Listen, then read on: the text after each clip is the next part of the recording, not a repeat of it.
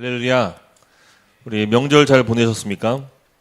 네, 저희도 그 연휴 동안에 집안 어른들을 찾아뵙고 또 성묘도 다녀왔습니다.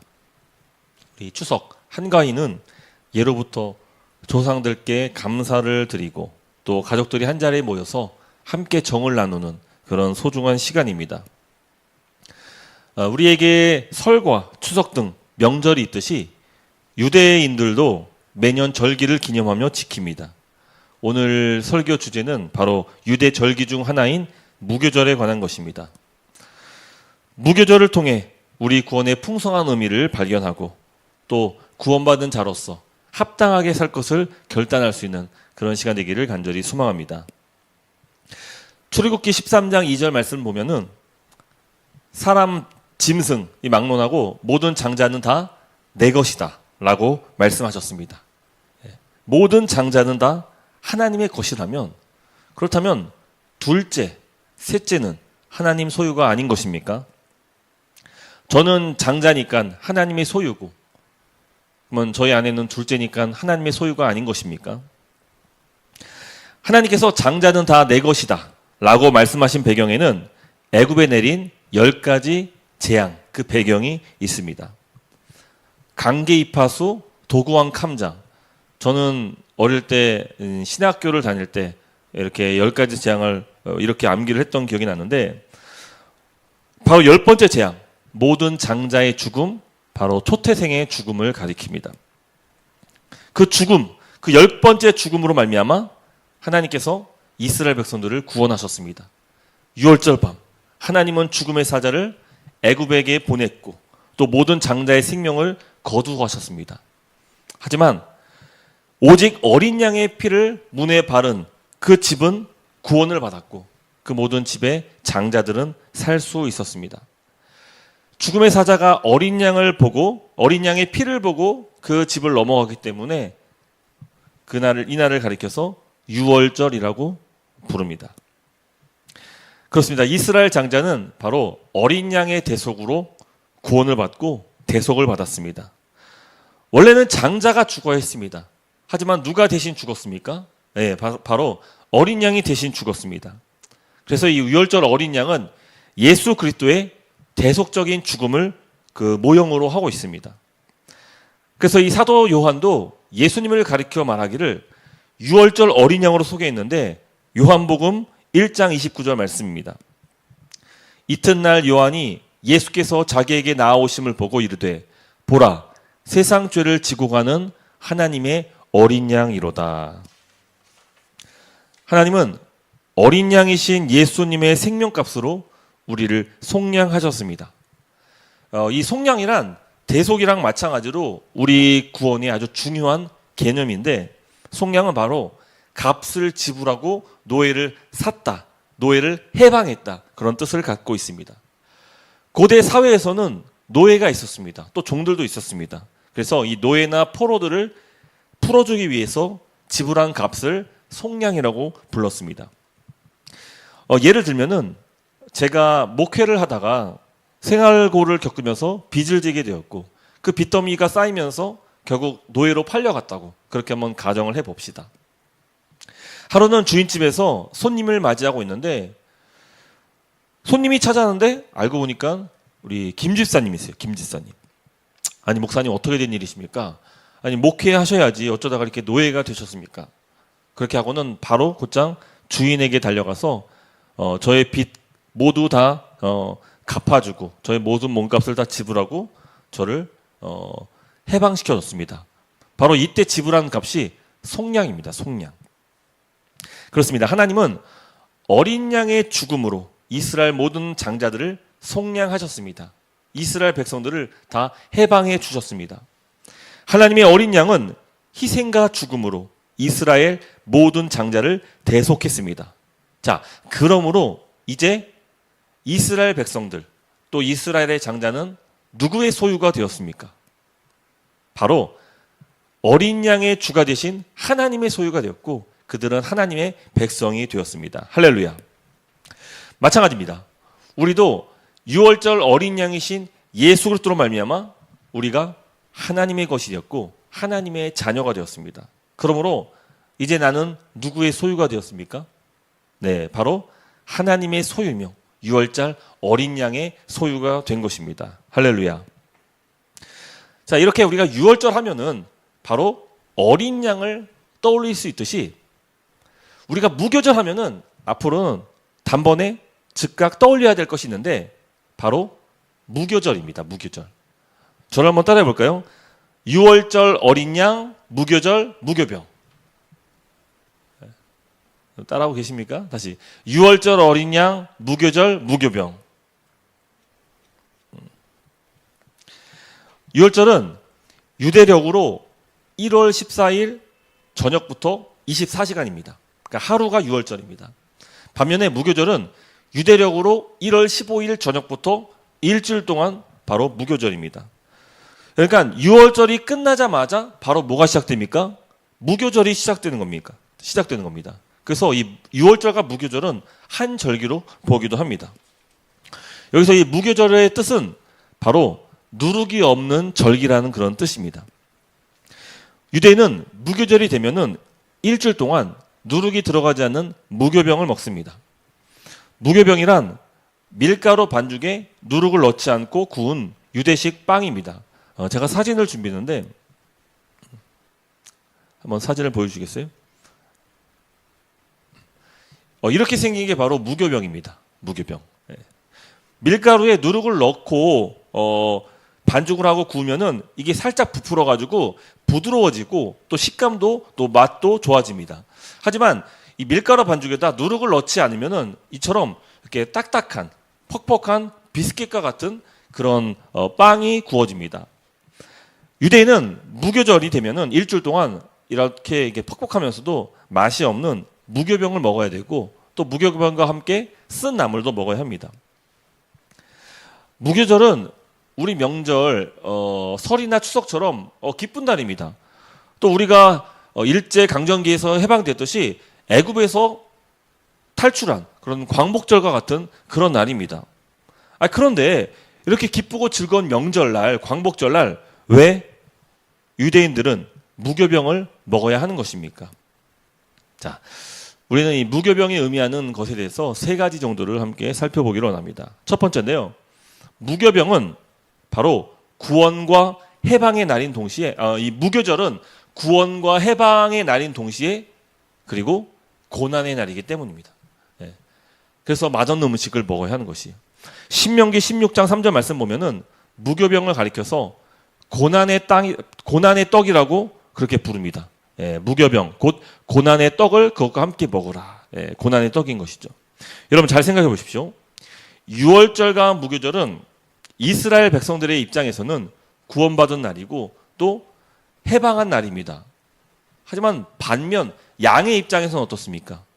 바로 유월절과 무교절은 모든 어린 양들이 희생당한 날이고 죽임당한 그런 날입니다. 저와 여러분은 값없이 하나님의 은혜로 구원을 받았습니다.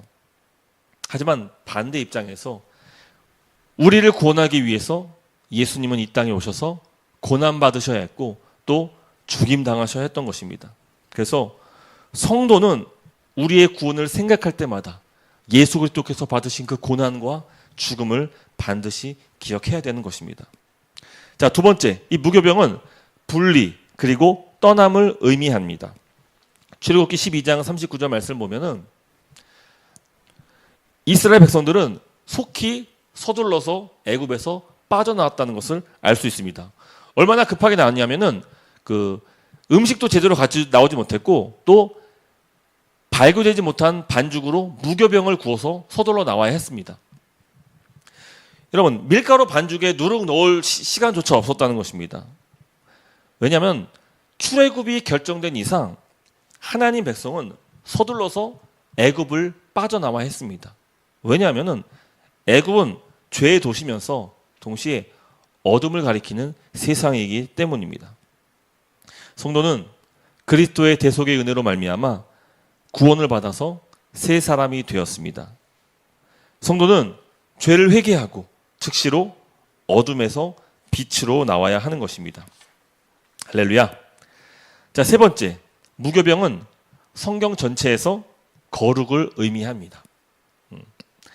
반면에 여러분, 누룩은 성경에서 대부분이 모두 부정적인 의미로 사용되고 특히 죄로 묘사가 됩니다. 그래서 예수님은 삼가 바리새인과 서기관들의 누룩을 주의하라고, 바리새인과 사두개인들의 누룩을 주의하라고 말씀하셨습니다. 또 바울도 적은 누룩이 온 덩어리에 퍼진다고 말했습니다. 그래서 이 누룩은 교회에서 반드시 제거해야 할 죄를 상징합니다. 하나님은 거룩하십니다. 그분은 죄가 없으십니다. 어둠이 없으십니다. 그러므로 하나님의 소유된 백성, 하나님 백성은 반드시 무교병처럼 거룩하고 순결해야 되는 것입니다. 여러분, 하나님께 바치는 모든 제물은 반드시 거룩하고 흠이 없어야 됩니다. 병들었거나 부정한 짐승을 하나님께 드릴 수가 없어요. 우상 숭배에 쓰였던 그런 것들을 하나님께 제물로 드릴 수가 없는 것입니다. 그래서 하나님께는 누룩이 들어간 유교병을 바칠 수가 없습니다. 반드시 누룩이 제거된 무교병을 바쳐야 하는 것입니다.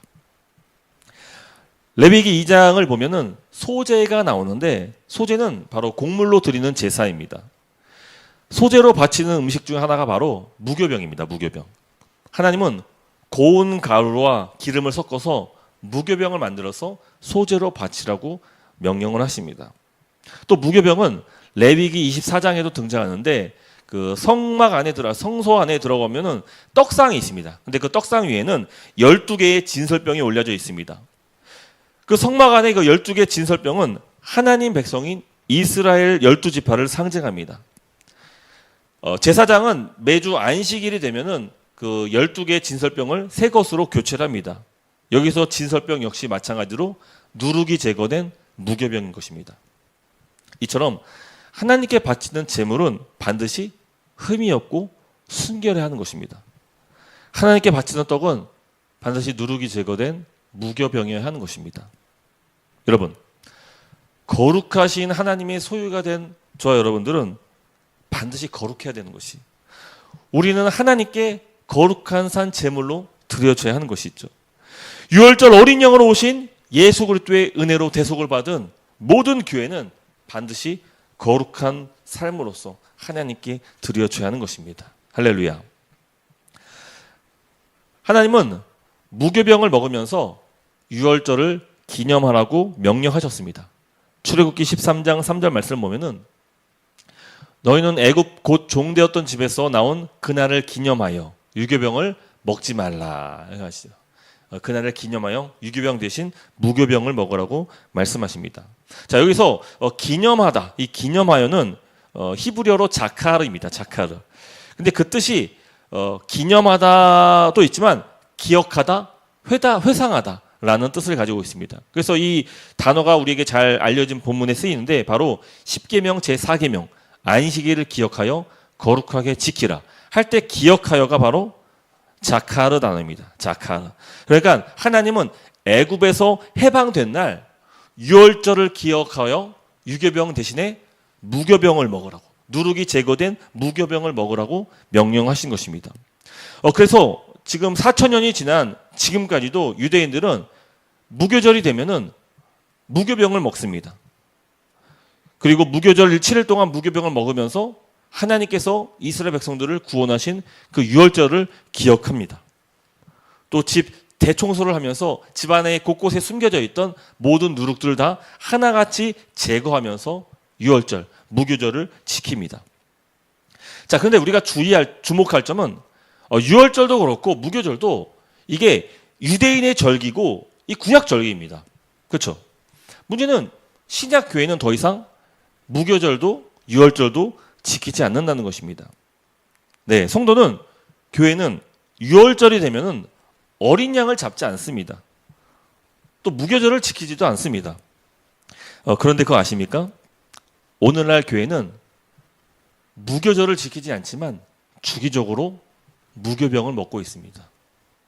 다른 건 몰라도 최소한 신약 교회는 무교병을 먹는 것만큼은 지키고 있습니다. 자, 신약 교회가 무교병과 관련이 있다는 사실을 알려면은 우리가 지금부터 예수님이 죽기 전날 밤인 최후의 만찬 날로 사건으로 돌아가야 합니다. 여러분, 혹시 최후의 만찬이 유대력으로 어떤 절기였는지 혹시 아십니까? 대부분 성도들이 유월절로 기억할 겁니다. 네, 맞습니다. 유월절입니다. 여러분, 어떻게 하셨습니까? 유월절인지 어떻게 하셨어요? 목사님, 성경에 나와 있으니까 알죠. 어떻게 알겠습니까? 정말 성경에 나와서 그렇게 알고 계십니까? 근데요, 우리가 유월절로 기억하는 그날을 성경은 하나같이 유월절로 표기하지 않고 무교절로 표기하고 있습니다. 자, 함께 찾아볼 텐데 마태복음 26장 17절 말씀입니다. 무교절의 첫날에 제자들이 예수께 나와서 이르되, 무교절로 표시되어 있죠. 또 그다음 마가복음 말씀, 무교절의 첫날 곧 유월절 양 잡는 날에, 또 누가복음 22장 7절, 유월절 양을 잡을 무교절 날이 이른지라. 자, 보시면은 여기 최후의 만찬 그날을 하나같이 성경의 기자는 무교절로 기록을 하고 있습니다.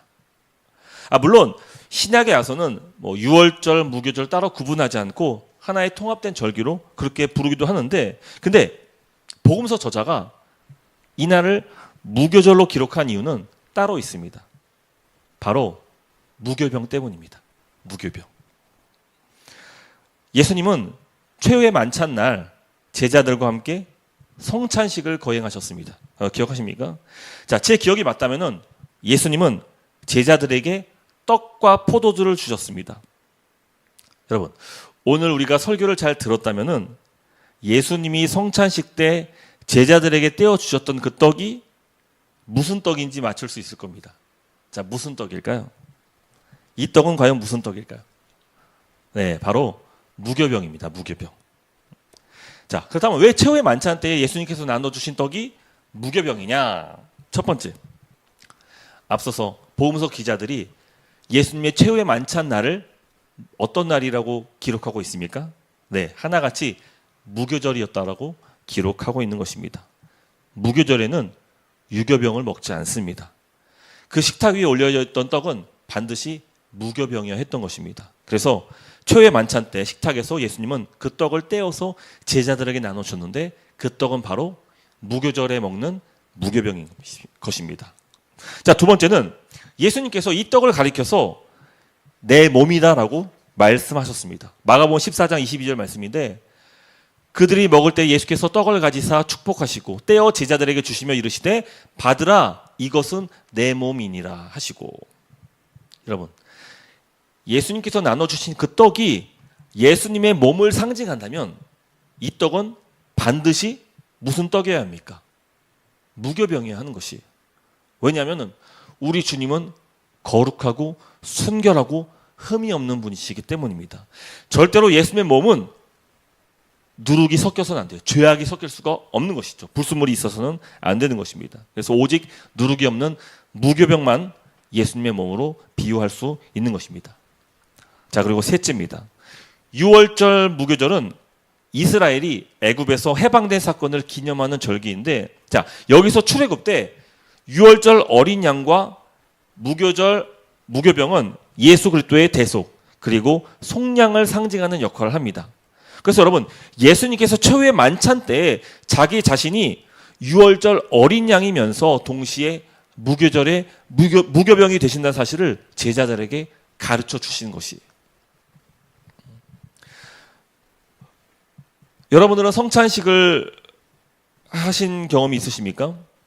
저는 여러 교회를 사역하면서 다양한 성찬의 떡을 먹어보았습니다. 대부분 이제 효모가 들어가지 않는 백설기 떡으로 이제 성찬식을 합니다. 그게 가장 많았던 것 같아요.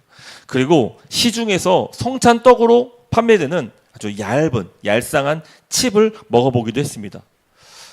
또 어떤 큰 교회를 갔을 때는 이제 목사님들이 식빵을 찢어가지고 성도들에게 주기도 합니다. 그래서 이 교회별로 각각 사용하는 성찬의 떡은 다양한 것으로 알고 있습니다.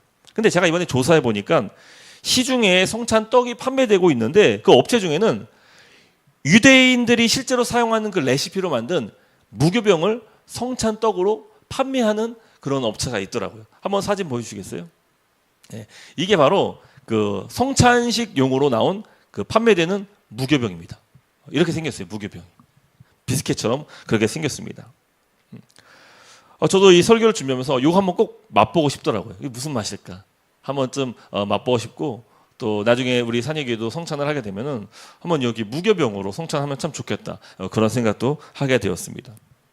여러분, 이 성찬식 때 우리가 어떤 떡을 사용할지, 무슨 떡을 선택할지를 고민하는 것도 아주 중요한 일일 것입니다. 그리고 가급적이면은 성경 말씀처럼 이 누룩이 섞이지 않는, 효모가 안 된 그 떡으로 사용하는 것이 좋을 것 같습니다. 근데 여러분, 떡을 고르는 일보다 훨씬 중요하고 또 신중해야 될 일이 있는데, 그것은 바로 오늘 주님께서 이 성찬식을 제정하신 그 뜻일 것입니다. 여기에 우리가 좀 더 신경을 기울여야 될 거라고 생각합니다. 무교병을 주시면서 이것을 기념하라고 하신 주님의 뜻을 우리는 잘 살펴봐야 할 것입니다. 성찬식을 거행할 때마다 예수님의 몸인 무교병을 먹는 의미가 무엇일까요? 첫 번째인데요. 구원받은 성도는 거룩하고 순결한 삶을 살아야 한다는 그런 의미가 있습니다. 이스라엘 백성은 유월절의 어린 양의 희생으로 구원받았고 또 해방되었습니다. 구원받고 해방된 이스라엘은 이제 새로운 삶인 무교절을 시작하게 됩니다. 그러니까 유월절 구원받은 동시에 그들은 새로운 날, 무교절을 시작하는 거예요. 근데 그 새로운 날은 무엇입니까? 바로 우리의 삶 속에 반드시 제거해야 될 그 죄를 없애고 거룩하고 순결한 무교병을 먹으면서 이제는 하나님과 새로운 언약 관계 속에서 거룩한 백성으로 살 것을 우리가 다짐하는 것입니다. 여러분, 예수님은 모든 성도들의 진정한 어린 양이 되십니다. 여러분 믿으십니까? 우리 예수 그리스도의 십자가 대속의 은혜는 우리 모든 사람들의 죄를 구원하시고 우리 모든 죄를 용서하시고 대속하시고 죄사함을 주셨습니다. 예수님은 모든 성도에게 새로운 삶이자 거룩한 삶을 시작하도록 하셨습니다. 그래서 성도는 이 성찬의 떡을 먹을 때마다 주님이 우리에게 베푸신 그 구원의 의미를 기억하며 우리는 죄를 멀리하고 또 거룩하고 순결한 삶을 결단해야 될 것입니다. 할렐루야. 자, 두 번째는 성찬 때 무교병을 먹는 이유는 교회 공동체가 거룩한 한 몸임을 의미하고 있는 것입니다. 성경은 무교병을 예수님의 몸으로 비유합니다. 사실 근데 성경에서 예수님의 몸으로 가장 많이 비유되는 것은 성찬떡이 아니라 바로 교회입니다. 교회. 자, 고린도전서 12장 17절 말씀. 너희는 그리스도의 몸이요 지체의 각 부분이라. 또 에베소서 말씀. 교회는 그의 몸이니. 골로새서 말씀. 그는 몸인 교회의 머리시라. 이처럼 성경은 예수님의 몸을 가리켜서 교회다라고 정말 많은 비유를 하고 있습니다. 여러분, 교회는 누룩 없는 무교병처럼 순결하고 거룩하신 예수님의 몸을 상징합니다. 그러므로 교회는 반드시 거룩해야 하는 것입니다. 죄가 없어야 하는 것입니다. 순결해야 되는 것이죠. 출애굽기 12장을 보면은 무교절 규례가 나오는데, 만일 무교절 기간 동안에 누군가 누룩이 들어간 유교병을 먹는다면은, 그것을 발견했다면은 그 사람은 이스라엘 백성 그 관계에서 끊어지게 됩니다. 이스라엘에서 끊어지게 됩니다. 출애굽기 12장 19절 말씀인데 세 번역으로 읽겠습니다. 이래 동안에는 너희 집안에 누룩이 있어서는 안 된다. 누룩 든 빵을 먹은 사람은 누구든지 외국인이든지 본국인이든지 이스라엘 회중에서 끊어진다. 예. 여러분, 그래서 이 유교병을 먹는다면은 이스라엘 백성 회중에서 끊어지게 됩니다. 여러분 생각해 보세요. 사람은 누구나 실수를 하기 마련입니다. 그렇죠? 실수할 수 있습니다. 만약 실수했다면은 다음엔 잘하도록 격려하고 다시는 그와 같이 행동하지 않도록 이렇게 다짐을 요구하면 되는 것입니다. 그런데 하나님은 왜 이렇게 엄중하게 언약까지 끊으시면서 말씀하시는 것일까요? 바로 하나님 백성의 정체성 때문입니다. 정체성. 하나님의 소유된 백성은 반드시 거룩해야 하기 때문입니다. 마찬가지로 그리스도의 몸된 교회는 반드시 거룩하고 죄가 없어야 합니다. 그래서 사도 바울도 범죄한 자를 교회 밖으로 내쫓으라고 말씀합니다. 고린도전서 5장 11절 말씀 역시 세 번역으로 읽을 텐데, 신도라 하는 어떤 사람이 음행하는 사람이거나 탐욕을 부리는 사람이거나 우상을 숭배하는 사람이거나 사람을 중상하는 사람이거나 술 취하는 사람이거나 약탈하는 사람이면 그런 사람과는 함께 먹지도 말라. 또 13절 말씀, 여러분은 그 악한 사람을 여러분 가운데서 내쫓으십시오. 네. 여러분, 예수님은 그리스도의 몸된 교회가 거룩하도록 반드시 죄를 제거하고 끊어버릴 것을 우리에게 단호하게 말씀하십니다. 교회는 그 어떤 죄도 용납해서는 안 돼요. 그리고 그 죄를 반드시 제거해야 하는 것입니다. 자, 세 번째, 성찬 때 무교병을 먹는다는 것은 교회가 그리스도 안에서 한 몸을 이루어서 죄와 싸울 것을 의미합니다. 자, 출애굽기 12장 17절 말씀 보면은 하나님께서 이스라엘 백성을 가리켜서 군대라고 말씀하십니다. 군대. 여러분, 군대는 전쟁에 싸우는 그 장수들을 얘기합니다. 군대. 또 출애굽기 7장의 말씀에서도 마찬가지로 너희는 내 백성, 내 군대라고 말씀하십니다. 그러니까 이스라엘 백성들을 군대라고 지칭하시는 거예요. 왠지 아십니까? 이스라엘은 약속의 땅 가나안을 차지하기 위해서는 반드시 전쟁을 치러하기 때문입니다. 그들은 군대가 되어서 하나님의 군대가 되어서 거룩한 전쟁에 반드시 참전해야 합니다. 자, 바울도 교회가 치러야 할 그 전투를 잘 묘사해 주는데 에베소서 6장에 잘 기록하고 있습니다.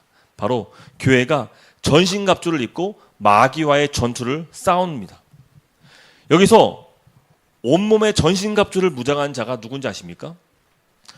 우리가 마치 이 전신갑주를 입은 자를 성도 한 사람 한 사람은 보지만 그렇지 않습니다. 바로 한 몸 된 교회를 얘기합니다. 교회. 여러분, 우리는 성도는 각계 전투로 싸우는 자들이 아닙니다. 우리 성도는 한 사람 한 사람 너무 연약해요. 그래서 범죄하기 쉽습니다. 우리는 실수하기 마련이에요. 우리는 넘어질 거예요. 하지만 교회는 실수하면 안 됩니다. 교회는 넘어졌어도 안 되는 거예요. 교회는 결코 죄와 타협해서도 안 되는 것입니다.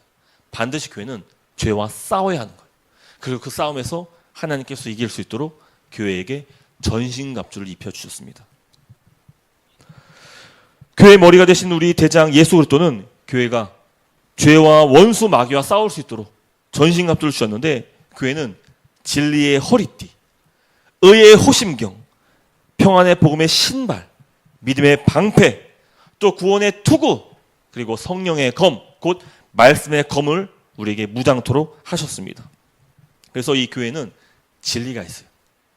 의가 있습니다. 복음이 있고요. 믿음이 있고 구원이 있고 하나님의 말씀이 있는 것입니다. 우리는 이와 같은 주님이 주신 무기를 가지고 악한 대적 마귀와 전투를 벌이게 됩니다. 교회의 머리이신 주님은 교회를 다스리십니다. 그리고 통치하십니다. 내버려 두지 않으세요. 이 교회가 맞서 싸울 수 있도록 우리에게 힘이 되어주시고 우리의 군대로서 대장으로서 함께 전투에 임하시는 것이죠. 우리 주님은 교회의 목사를 세워서 진리의 말씀 그리고 복음의 신비를 전하십니다. 또 주님은 교회의 장로를 세워서 이 선포된 말씀, 가르쳐진 그 말씀대로 성도들이 살아갈 수 있도록 목양할 수 있도록 하십니다. 교회는 주님의 권세로 세워진 목사와 장로의 돌봄을 받으면서 믿음으로 자라게 되고 그러므로 말미암아 칭의, 즉 의롭담을 받게 됩니다. 그뿐 아니라 주님은 교회에 집사를 세우셨습니다. 개인주의, 이기주의가 만무하는 이 세상 속에서 주님은 집사를 세워서 다른 사람을 돕고 섬기도록 교회에 은혜를 베풀어 주셨습니다. 여러분, 만약에 이 땅 가운데 주님이 계셨다면 주님은 반드시 교회 안에 있는 모든 소외되고 가난한 자들, 병든 자들을 돌봐주셨을 것입니다. 마찬가지로 주님은 이 교회의 집사를 세워서 주님을 대신하여서 대집사이신 주님의 그 사역을 따라서 서로 진실된 마음으로 사랑으로 섬기며 다른 사람을 온전할 수 있도록 그런 은혜를 베풀어 주신 것입니다. 여러분, 주님은 이와 같이 각 교회에 직분자를 세워서 교회를 거룩토록 하시는 것입니다. 여러분, 우리 주님이 찾으시는 그리고 우리 주님이 기뻐하시는 교회는 어떤 교회일까요? 떡 덩어리가 큰 교회일까요? 아니면 오색 빛깔로 찬란한 그런 교회일까요? 바로 누룩이 없는 무교병과 같은 그런 교회인 줄을 믿습니다. 악한 세상을 대적하고 죄와 싸우며 치열한 전투를 벌이면서 악한 영들을 대적하는 그런 교회, 주님이 찾으시고 기뻐하시는 교회는 바로 그런 교회일 것입니다. 그래서 우리의 신앙의 선조들은 사도신경을 만들면서 이렇게 고백한 거예요. 나는 거룩한 공교회를 믿습니다. 수많은 교회에 대한 속성이 있음에도 우리의 선조들은 정확하게 이 땅에 주님께서 교회를 향하신 그 뜻을 분명히 알고 믿음으로 고백했던 거예요. 나는 거룩한 공교회를 믿습니다. 할렐루야. 말씀을 맺도록 하겠습니다. 우리는 교회 안에 누룩과 같은 불순물이 들어오지 않도록 주의해야 합니다. 세속주의, 개인주의, 물질 만능주의, 성장주의, 은사주의 등등 여러 다양한 형태로 누룩은 우리 교회에 침투하고 있습니다. 저 역시도 거룩한 공교회를 믿습니다. 그리고 저는 소망합니다. 오늘 무교절, 무교병을 통해서 교회의 부르심을 가르쳐 주신 주님의 뜻을 따라 거룩한 교회를 이뤄갈 수 있는 그런 저와 여러분 산위 교회 될 수 있기를 간절히 소망합니다. 마지막 때가 가까운 이 시점에서 산위 교회가 정말로 주님이 찾으시고 주님이 기뻐하시는 거룩한 교회가 되기를 간절히 소망합니다. 아멘.